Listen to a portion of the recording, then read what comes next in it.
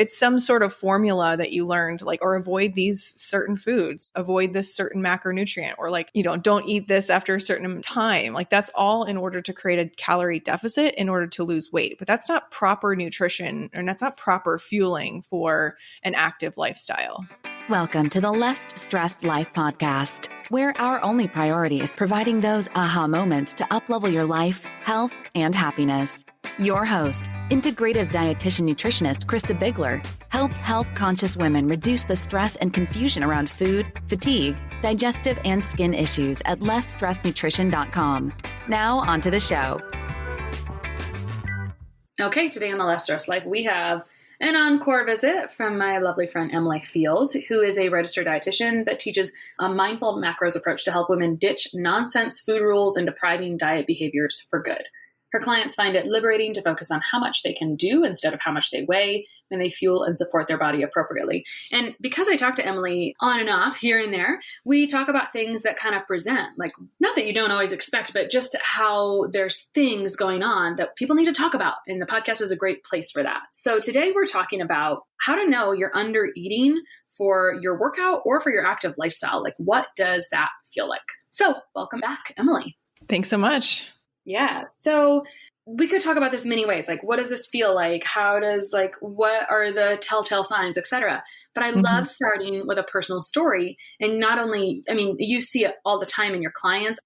I can think of some clients actually now that I'm thinking of it where we see this. I'm like, you have to eat more. And I remember this woman recently, she's like, oh, that's really hard to hear. Like, no one's ever said that to me. And I'm like, oh yeah, we'll definitely talk about why that is. You can't just not eat and then go to the gym. So tell us your personal story and why you're passionate about this. Well, I think actually I have two examples. The first example was, back in maybe 4 or 5 years ago when I had first started CrossFit. I was coming from just a Globo gym, doing whatever I wanted with weights. And then when I first found CrossFit, the intensity was a lot higher than what I was used to. And a couple months in, I was, making amazing progress with strength. Anyone who's really started strength training from nothing knows exactly that newbie gains is what they call it. It's like you accelerate so fast and how much you can lift and how much you can perform. And it's really awesome. But I just felt like my body didn't change. Like I was like, I'm lifting more, I'm moving more weight, I'm doing, I'm putting in the work, and I'm doing it in a way that's not random. Like I'm following a program. And I felt like my body, I didn't look like I worked out. And it wasn't until I started really honing in on macronutrients and eating enough, particularly protein, I was very much lacking in my diet. That's when I started to see my body change. We'll talk about this, but I think for some women and men, I work out a lot and I do follow a program and I'm not seeing the changes that I think I should. I don't look like I work out. It's something I hear very commonly. The second example I have is when I changed modalities in my workouts. I went from CrossFit to wanting to try something new. So I tried Orange Theory and I did it as an experiment for a couple months. I did it 3 times a week. And, I thought that was equivalent from CrossFit to Orange Theory. And I'm a very competitive person, so maybe I take it a little bit more seriously than others, but it's a different kind of workout. You're working hard for 60 minutes, whereas maybe CrossFit, you have rest built in because you're doing a strength portion and then you're doing a short Metcon at the end of the hour. So you're not moving the entire time. I noticed after a week or two into Orange Theory, I needed a nap in the middle of the day. And my weekends, I would fall asleep on the couch watching TV after a workout. So that was one of the signs to me that I needed to be eating more in order to support that higher intensity workout. That is so cool because I would maybe not think of it like that. Like, why are you falling asleep? Why are you so tired suddenly? Like, what else is going on? And if you're not getting enough, you're not getting the nutrients broken down, right? Like, if we think about the nutrients that come from, because I'm always dissecting everything in my brain, like, why are you so much more tired? And at the base, you need different macros, but what do those macros become? They become particular nutrients that really assist in not being tired. As bees, etc. I also just have to ask, did you just drop a Zoolander reference in there when you said Globo Gym? I did. Yes, I did. I think everybody knows what I mean when I say that. It's like the bro gym. It's just weights and treadmills and that's about it. That's good stuff. Great points here, because I don't really work with an athletic audience very often, right? And so I love hearing about like the newbie gains when you first see it, and then it's like, why isn't this working anymore? It's because you can manipulate some things. So you gave us some really great points, but I know you have kind of a checklist you've created about this on how a person knows that they're not getting enough macros, nourishment, etc., to compensate for the type of workout they're doing. So also, I just like, it's so interesting that when you changed your workout, this happened as well. Yeah. You be open. That's what I would have to say. It's like, just be open. Because, and even now I'm thinking, I don't know how timely this episode will be around quarantine and social isolation, but everybody's workouts have changed. You know, if you were originally working out at home or getting outside, you were going to a gym and you had a, program that used barbells and heavy weights, and you don't have access to that anymore. There might be a need for more fuel, and that might feel really odd to hear because you think that the intensity is not as high. But I'm finding in my clients that we keep macros and calories exactly the same, or they're actually eating more because they have more time, or they're, using their body in different ways. They have longer workouts or, a different type of workout. So we just have to be open that if we change the intensity, change the duration or the type of workout that we're doing, we might require different fuel and more fuel. I love it so much. So let's jump into the checklist you've kind of created on how to know that you're undereating for your active lifestyle. Like, here's your sign, friend. So there are a few things that we could look at. I think we'll run through a few of them, but the first one being hunger. It seems kind of obvious, but it's not that obvious for a lot of people. So hunger can show up in a lot of different ways. And for my clients, it shows up like irritability or feeling like they have a very short fuse with their kids or their partner, maybe like munchy feelings or cravings throughout the day, like in between meals, they can't wait for the next meal. They need to be munching on something. I would also categorize this like food focused. So if you are obsessed with food, you are looking to your next meal, you are ruminating about food a lot, that might be a sign that you're actually hungry and not eating enough. I oftentimes hear the phrase like, I just can't be trusted with that food in the house, or like, you just better not bring it in the house because I can't control myself. That would be a sign that you're actually hungry and you're binging and overeating on those foods because, your body's giving you some really strong signs and signals that you need to eat more. It's really coming from the brain there. I think these are perfect because they apply well beyond the gym. They apply to people's regular life as well. And I would question, I think there's some crossover here, as there is with being hungry or craving or whatever, that there's some subclinical blood sugar imbalance too. And I know we've talked about this a little bit too, is that, if you're thinking constantly about it, or you can't be trusted, or you can't wait till dinner, like, are you getting enough, right? So is your blood sugar balanced, which is going to have a downstream effect on your hormones, which is going to have a downstream effect on kind of how your body builds things, I suppose, as well. So you talked irritable and cranky and munchy cravings and thinking about food all the time or can't be trusted. I love how you like have specific, we can hear ourselves in these comments when you give the examples. So really perfect. So we're hungry, but you may not recognize it as hunger. We're just like, oh, we hadn't even thought about it as hunger. So that's a great point. Yep. I think specifically for me, it's irritability and crankiness. Like it's not that I feel that low hunger pain in my stomach. It's that I'm like snappy and I just don't have the bandwidth like I usually do. So if you paint that picture for your clients or you ask yourself like the different ways that it could look, maybe it'll become a little bit more clear to you that you need to eat more. Yeah. I'm going to put this little tailspin on it. I interviewed someone yesterday or sometime recently, and she was talking about how to know you're stressed, because so often high performing people don't believe like that they have stress. And I thought this one was really relevant and it made sense with what you just said. She said, if you're wondering if you're stressed, look at how you're kind, if you're kind to other people and your kindness level. Like if you are short with them, or you have a short temper, or you're impatient, that might mean you're stressed. And I'm like, oh, that's like such a great pulse. If you can make it so real, so much more relatable, and you can kind of see yourself. And when you can identify something, you can do something about it. So I love that. Cool.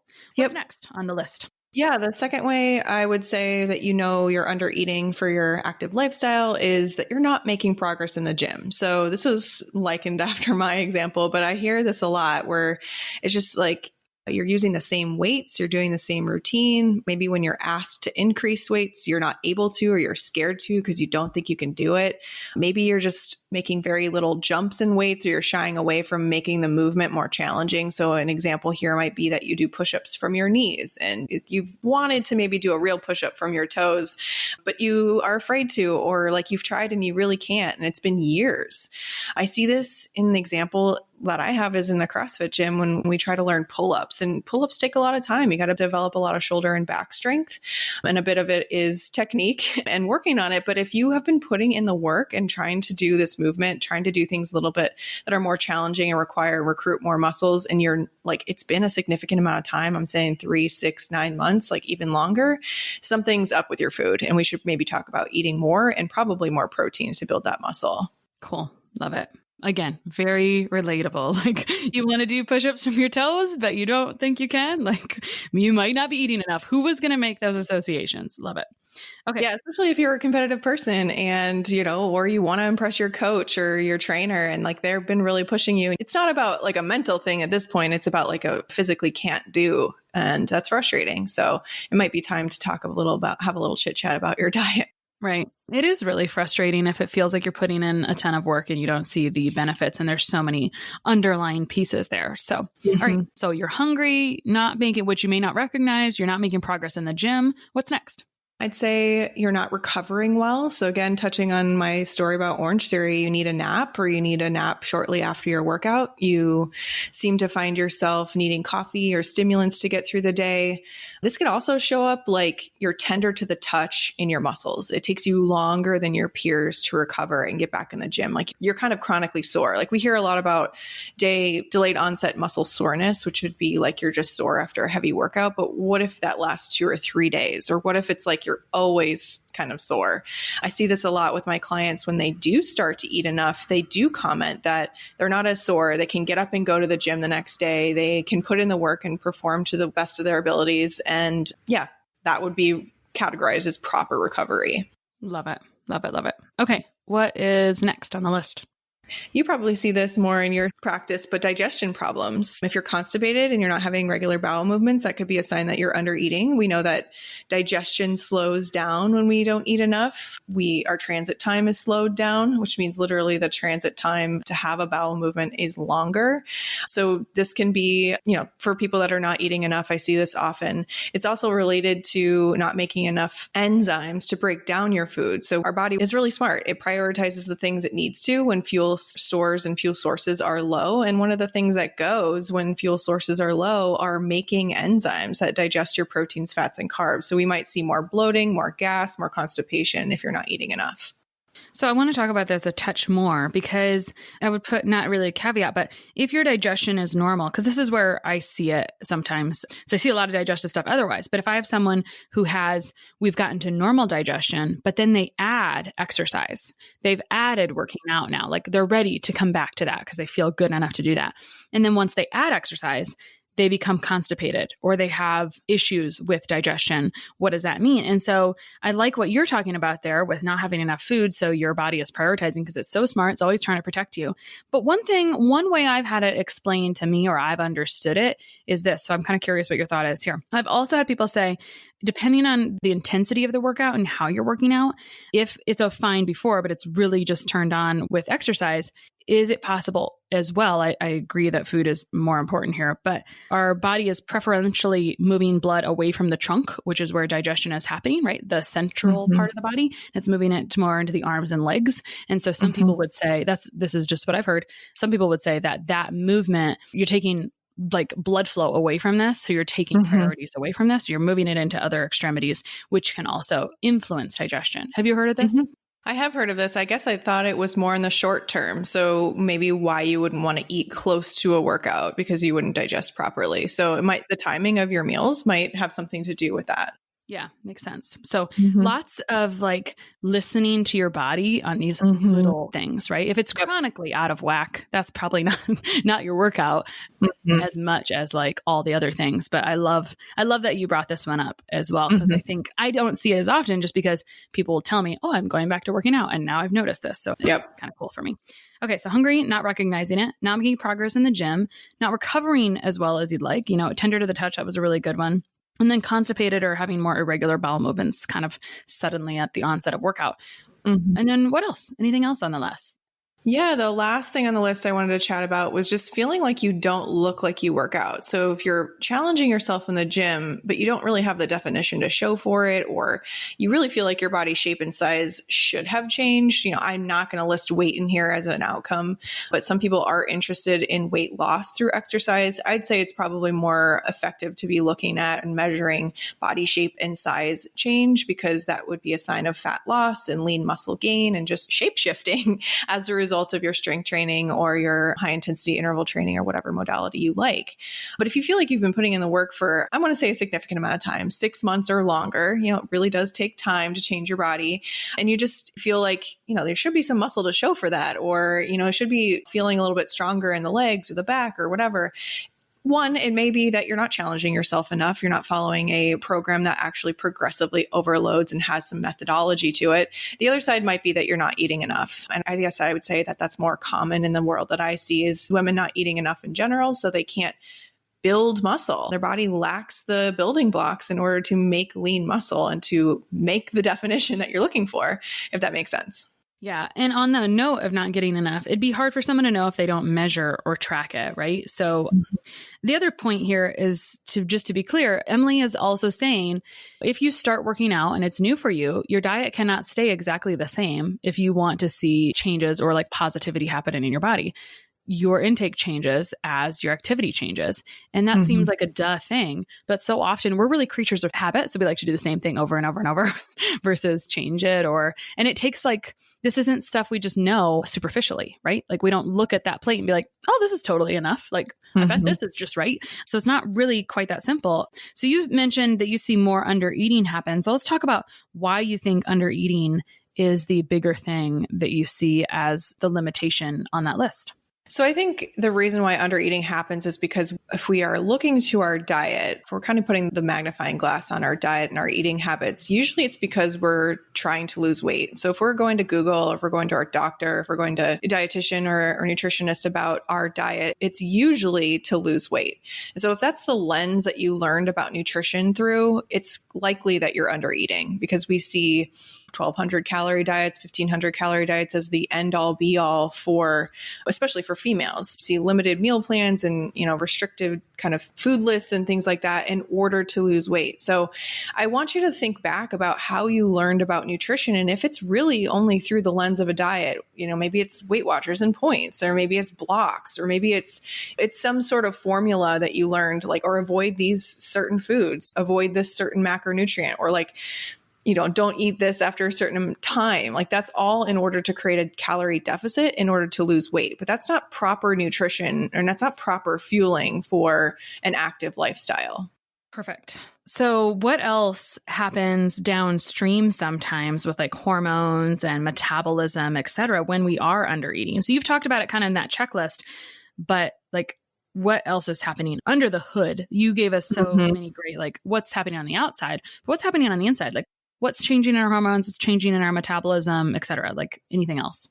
Well, I would say that we just kind of have to remember that the body is very good at its job. It's trying to keep us alive. So any non-essential functions are kind of going to be put on the back burner to keep the essential ones going. So if you kind of think about your heart beating and your brain firing and your lungs moving, like filling with air, and you're keeping yourself alive, the calories from your food are meant for those things. It's not put towards building lean muscle and making sex hormones and optimizing digestion through making enzymes. Like if we're really talking basic stuff. So if you want to keep your hormones happy and keep your metabolism healthy, it would require more calories, because we have to not only have enough to go for essential functions, but for non-essential functions as well.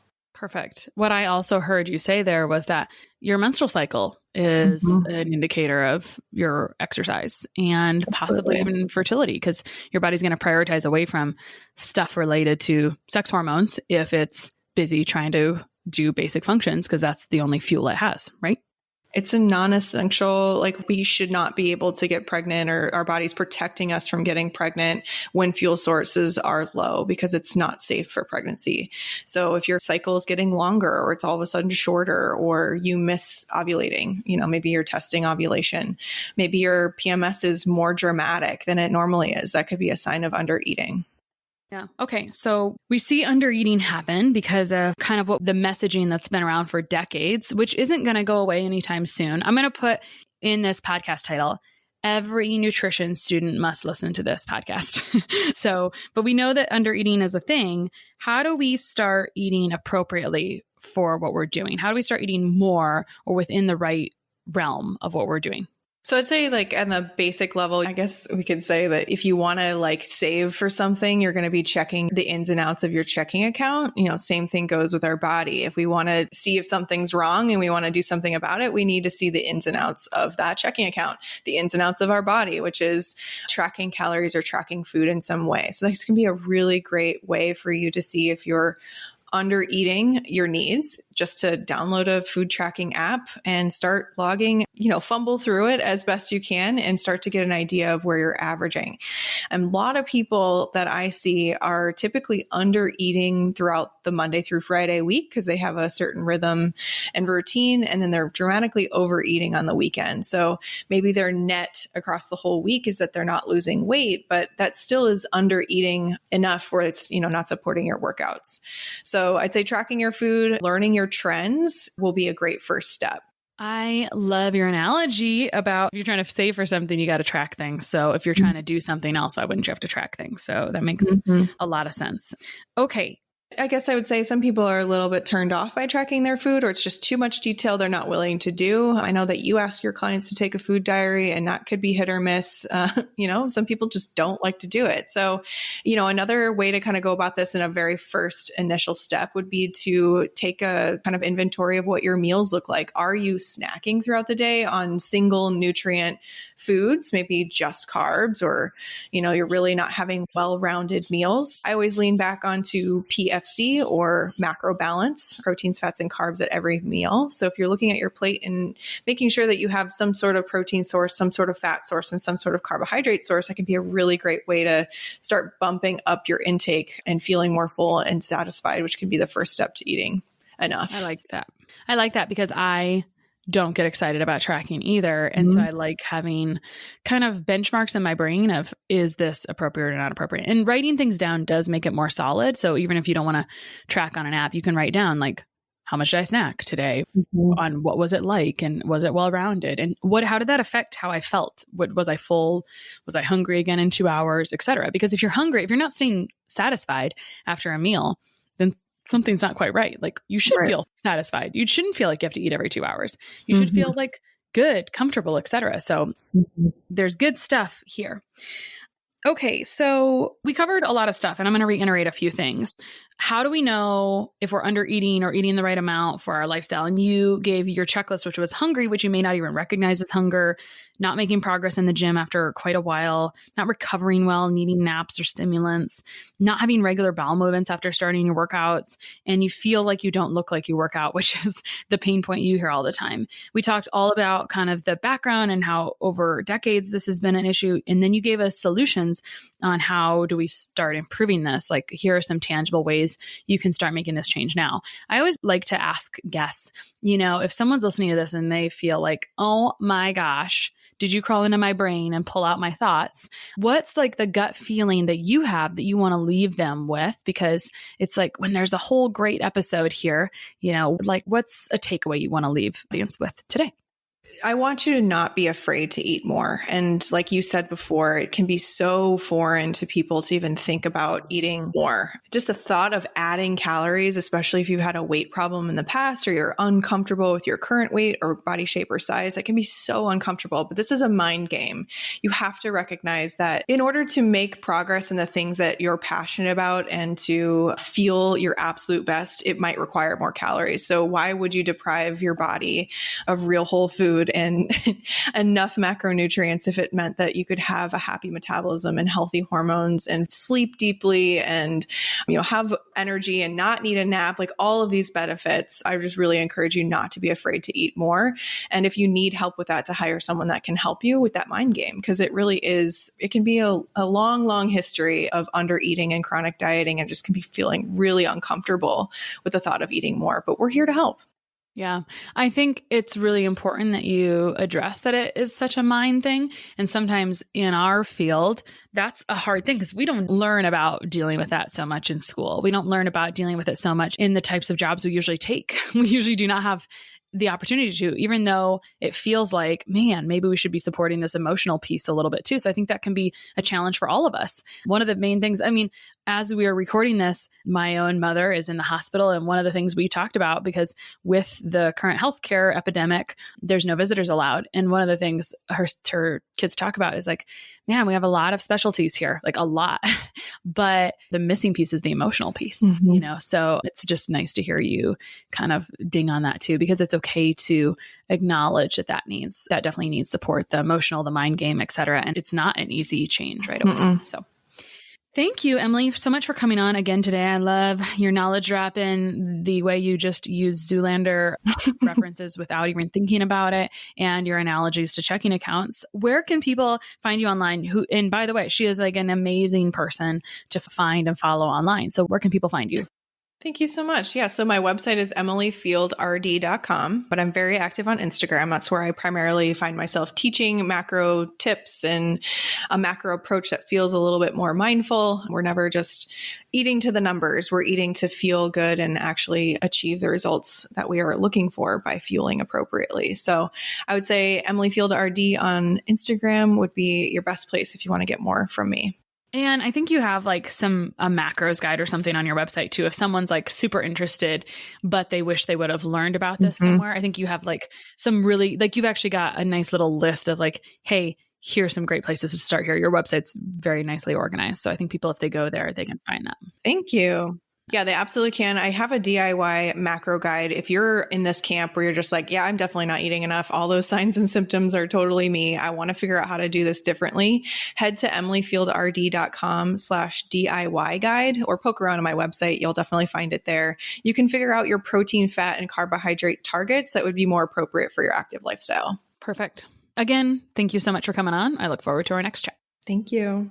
One of the best gifts you could give us at the Less Stress Life is your feedback. We are paid in podcast reviews. If you enjoyed this or any other episode, please leave us a review. In the iTunes store or from your podcast app, just search for Less Stress Life as if you're not already subscribed. Click on the banana face image, scroll to the bottom where it shows the text of other reviews, and write a review. While you're there, hey, make sure you hit subscribe. For Android or Stitcher users, you gotta go to the desktop site and search for Less Stress Life and then scroll down to leave a review. Stitcher doesn't load Apple reviews on their site, so if you want, you can leave a review in both places. Your feedback means a lot to the success of the show. Thanks so much for taking the time to do that. You rock.